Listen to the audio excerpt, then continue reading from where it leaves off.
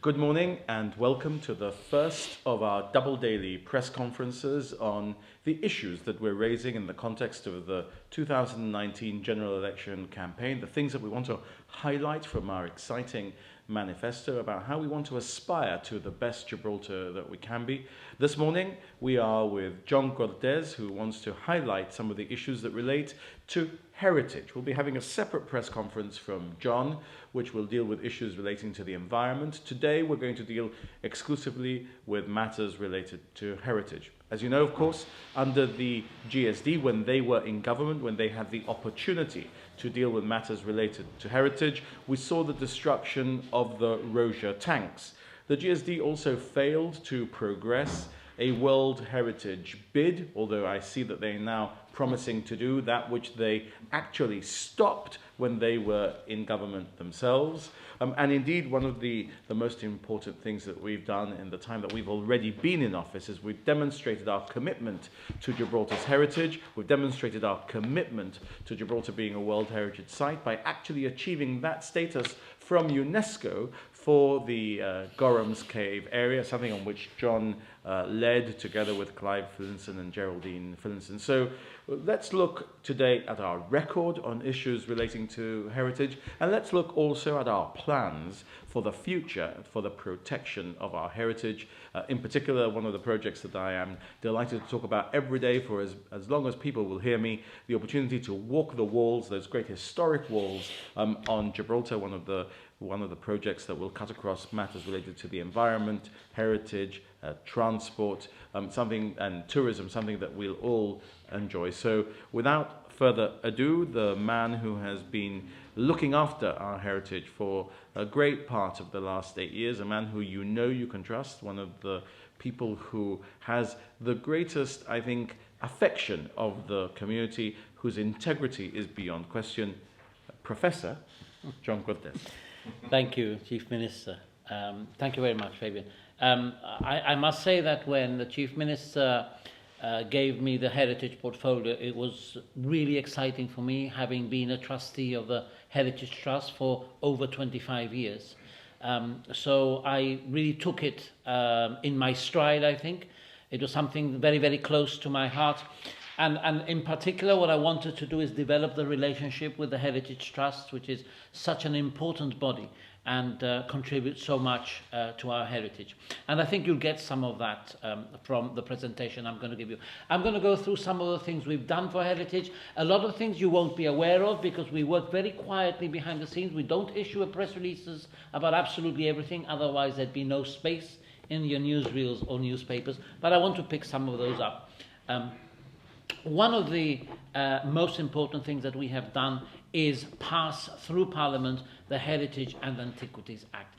This is something that had started, I believe, at the time when Keith Sopardi was Minister for Heritage, over a decade ago, and had made virtually no progress until we came into office, and we took it upon ourselves to ensure that this happened.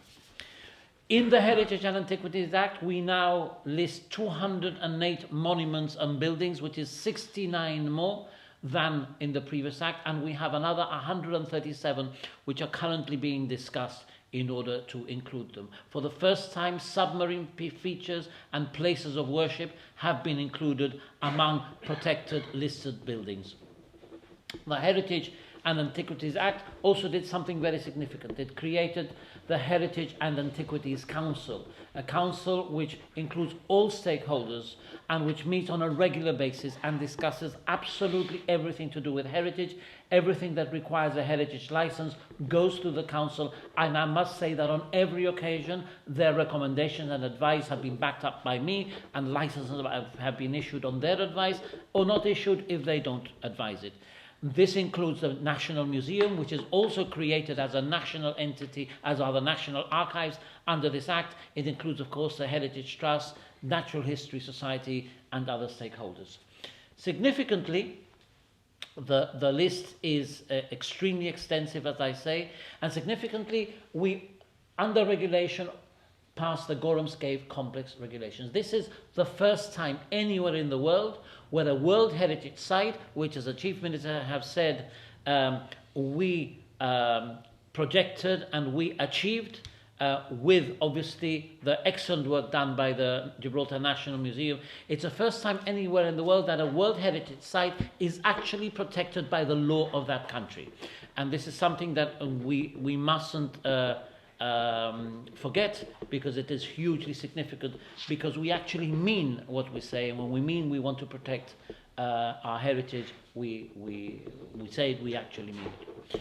A wonderful site, which is in fact much more extensive than people think. It includes part of the Upper Rock, including Mediterranean steps and so on. And as Fabian has said, the GSD now say in their manifesto that they're considering enlarging the site. Well, it's much larger than even they know, but they were the ones who stopped the bid when they were in power, and actually withdrew the bid. And it was only after the hard work of the museum that they managed to bring it back, and they were willing to accept just the Gorham's Cave complex. The initial bid included a lot more of Gibraltar and included recognition of a lot more of Gibraltar, but we are going to deal with it in another way, as you will see in a minute. Other things that we have done in relation to heritage is we gave legal protection to the Alameda Gardens and Commonwealth Park.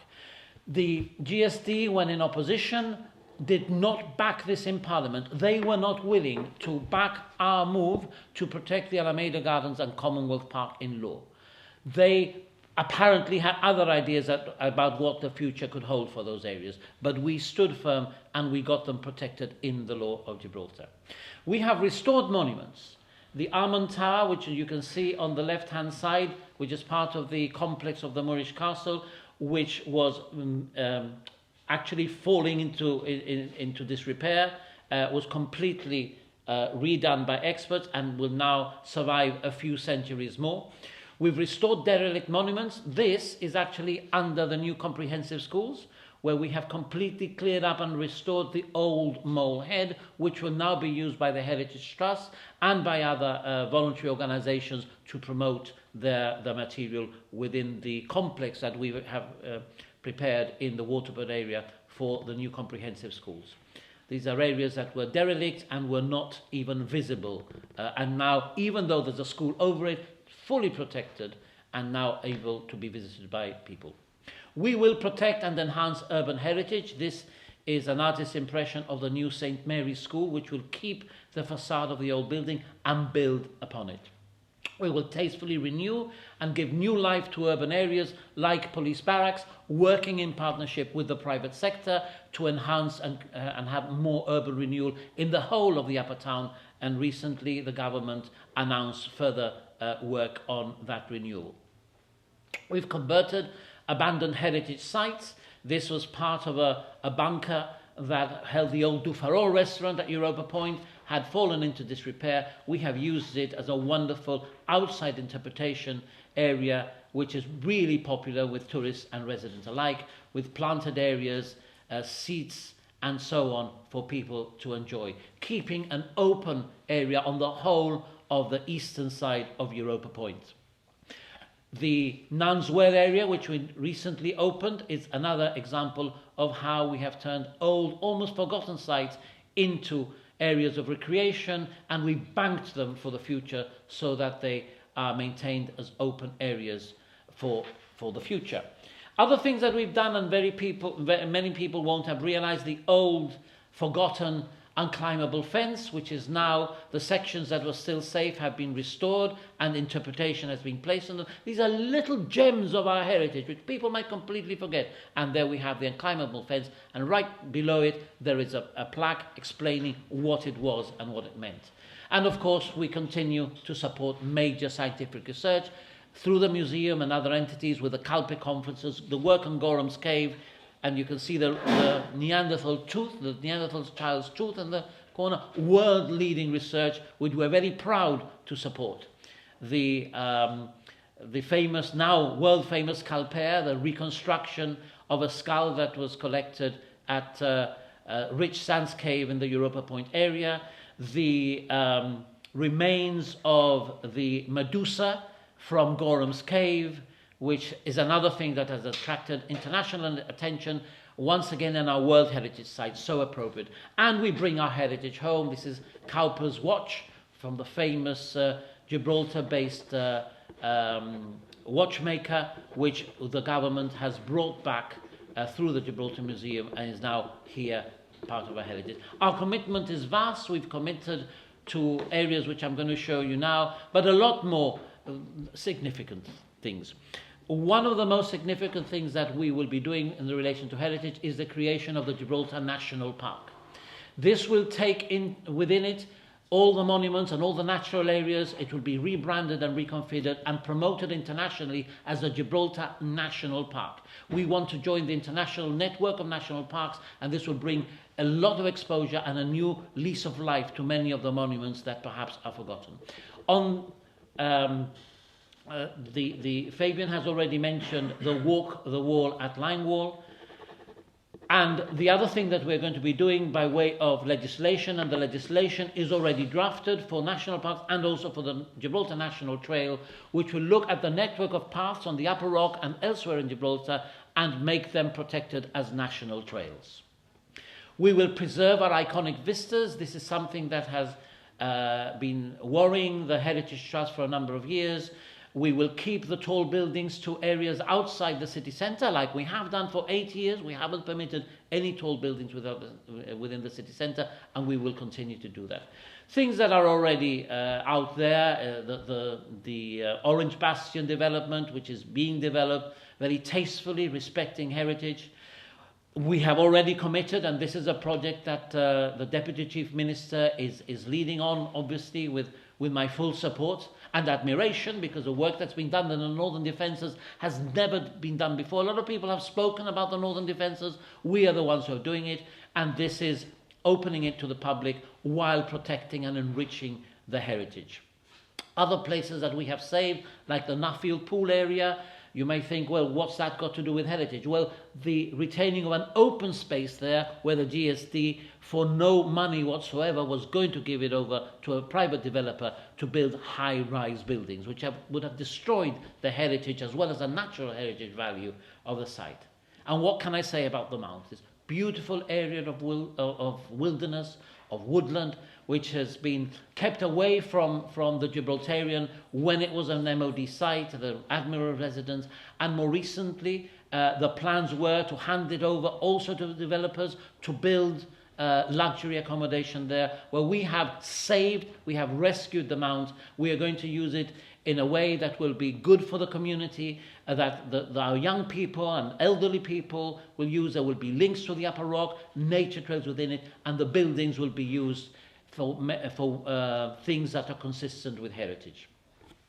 We've also saved Grand Parade. We had other plans, but we have responded to the Heritage Trust, GONS and the ESG, because we listen, we take account, and we change our plans. There's nothing wrong in changing our plans for the better, particularly if we are greening Gibraltar more and more. So Grand Parade will have car parks underneath, and will have this lovely green open area which can be used for events as well as for just enjoyment.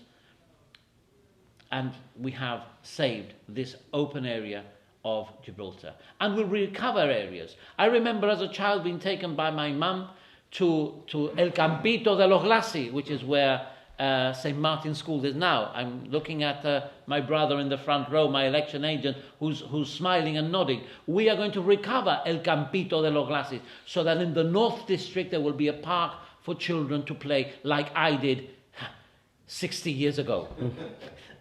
We will restore heritage. We are committed to revamping and improving the Moorish Castle complex, which could be a wonderful tourist attraction. And what about this? Yesterday on television, the GSD representative was dismissing our green lung concept and saying it's not really worth having trees. They don't absorb so much carbon. How can it? And the Together Gibraltar said, oh, you've only done one park. Well, whoever can say that about Commonwealth Park, where there was nothing like that in the centre of Gibraltar, really cannot be taken seriously. We will have a green lung. And this is consistent with heritage. It will highlight the walls. It will allow people to walk and enjoy. It will be a wonderful line. And of course, we've already shown what we can do on the walls in Wellington Front. This will be continued right the way north and south throughout Gibraltar. overlooking this wonderful green avenue which Queensway will become. We have also committed to greening other areas, like the Jib Dock area, if we are not able to resolve the quite frankly unacceptable way in which some of the operations are carried out. And we will enhance the appreciation of heritage by creating a naval and military museum, by protecting and restoring Roja, by having a National Archives and Museum of the Gibraltarian in Duke of Kent House. And we're enhancing the experience, like my colleague Gilbert Likudi, Minister for Tourism. We work very closely together. We are responsible for the sites, but we do this so that they can be promoted by tourism to bring people over. So we're enhancing the experience and the appreciation without conflicting with the heritage value of the Upper Rock. We have more plans for the Upper Rock. We are going to be looking at all the old batteries and the old fortifications, cleaning them out, introducing interpretation, and in one of them in particular, quite close to the Skywalk, we are going to be doing an education centre for school children to go and be able to stay there for the day, or even overnight. The cave experience which we are developing is going to be absolutely amazing. It will be using, this doesn't seem to be working, so I'll go back to that one. Or is it? It's playing. Is it playing? No. No. Don't worry. No. We will be using mapping technology in order to create a storyboard on the history of Gibraltar, taking us through millennia. This is heritage too. Our military heritage, our human heritage is important, as is the use of buildings like the convent, the garrison library, which are also enhancing for use such as the literary festival. We have cultural heritage as well, which will also come into play here. So I think I have presented a picture of what we have done, what we are planning to do. There's a lot more that we wouldn't have time to cover here. Look at our manifesto, look at our record, because we care and you know we will deliver. And I had to end with proof that I am not only a jardinero, but also look after heritage, because that was actually my creation. Thank you very much. Thank you very much indeed, John. I think it is clear that there is an interface between the Ministry of Heritage and the Ministry of the Environment and Tourism, which is constantly going to play out in everything that we say about these subjects. So we make no apology for linking them in the way that we present them. There are very exciting plans there for the Northern Defences Adventure Park and for the Mount Adventure Park, and indeed to protect the Mount also in legislation, as we protected Alameda Botanical Gardens and Commonwealth Park in the teeth of the GSD, telling us that they did not want to give that protection to those key areas of our heritage and our natural environment. The connection between the environment, heritage and tourism could not have been clearer than when I saw that we had achieved recognition of the work being done by Clive Phillinson and Geraldine Phillinson on the front page of the New York Times magazine, with a detailed report inside of the work that was being done on Neanderthals in Gibraltar, and in particular on our famous hashtag down at Gorham's Cave. So, investing in our environment also produces an international recognition for Gibraltar and also produces a tourist interest for Gibraltar. It couldn't be otherwise. We have pavements in Gibraltar older than the United States, and it's important that we say that to the world. In terms of the investment that we've already seen carried out, one of the things that John and Joseph were particularly responsible for was also bringing an archaeologist into the structure of town planning in Gibraltar, something that I think demonstrates that we are very keen to ensure that every project that is carried out in Gibraltar respects what was there before, and we understand what was there before, and we keep a record of that for future generations. It's clear that a child-friendly city is a city that respects its heritage, a city that teaches its children about its heritage, and a city that shows its heritage to the world. That is the Green Gibraltar that, with John Cortes in government and with all of the GSLP Liberals return to office on the 18th of October, we would be able to deliver if you make the choice to back us at the next general election. Thank you very much indeed for listening. We'll be saying a lot more about our plans for the environment in coming days.